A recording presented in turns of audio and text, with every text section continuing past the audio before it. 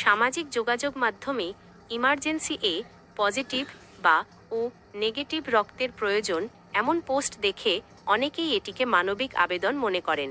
কিন্তু অনুসন্ধানে উঠে এসেছে এসব আসলে রক্ত নয়, বরং কিডনি কেনাবেচার সাংকেতিক বিজ্ঞাপন। আইনত সম্পূর্ণ নিষিদ্ধ হওয়া সত্ত্বেও ফেসবুকের বিভিন্ন গ্রুপে প্রকাশ্যেই চলছে মানব অঙ্গের এই অবৈধ বাণিজ্য। তথ্য অনুযায়ী কিডনি ডোনার গ্রুপ, কিডনি বিক্রি গ্রুপ, কিডনি ট্রান্সপ্লান্ট সহ অর্ধশতাধিক ক্লোজড ও ওপেন গ্রুপ সক্রিয় রয়েছে, যেখানে প্রতিদিন শত শত বিজ্ঞাপন দেওয়া হচ্ছে। কিছু গ্রুপের সদস্য সংখ্যা 1 লাখেরও বেশি। অনুসন্ধানে জানা গেছে একটি আন্তর্জাতিক সিন্ডিকেট এই ব্যবসা নিয়ন্ত্রণ করছে। তারা মূলত দরিদ্র ও ঋণগ্রস্ত মানুষকে টার্গেট করে অর্থের প্রলোভন দেখিয়ে কিডনি বিক্রিতে রাজি করায়। পরে তাদের পাকিস্তানের করাচিতে নিয়ে গিয়ে অপারেশনের মাধ্যমে কিডনি সংগ্রহ করা হয়। চক্রটি 3টি স্তরে কাজ করে: এজেন্ট, ফিক্সার্স ও রানার্স। প্রথম স্তরের এজেন্টরা স্থানীয়ভাবে মানুষ সংগ্রহ করে। দ্বিতীয় স্তরের ফিক্সার্সরা পাসপোর্ট, ভিসা ও টিকিটের ব্যবস্থা করে বিদেশে পাঠায়। আর তৃতীয় স্তরের রানার্সরা বিদেশে নিয়ে গিয়ে পুরো প্রক্রিয়া সম্পন্ন করে। পুরো নেটওয়ার্কের নিয়ন্ত্রণ থাকে কিংপিনদের হাতে।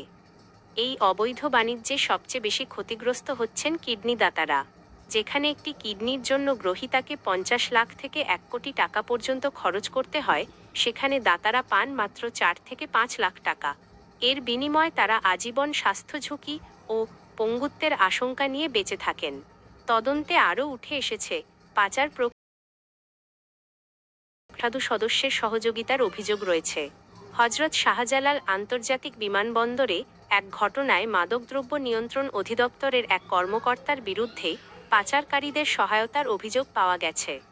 আইন শৃঙ্খলা বাহিনী বলছে তারা এই চক্রের বিরুদ্ধে নিয়মিত অভিযান ও নজরদারি চালাচ্ছে। ডিএমপির এক কর্মকর্তা জানান, ভুক্তভোগীদের অভিযোগ পেলে আইন অনুযায়ী ব্যবস্থা নেওয়া হচ্ছে এবং সাইবার জগতে 24 ঘন্টা মনিটরিং অব্যাহত রয়েছে।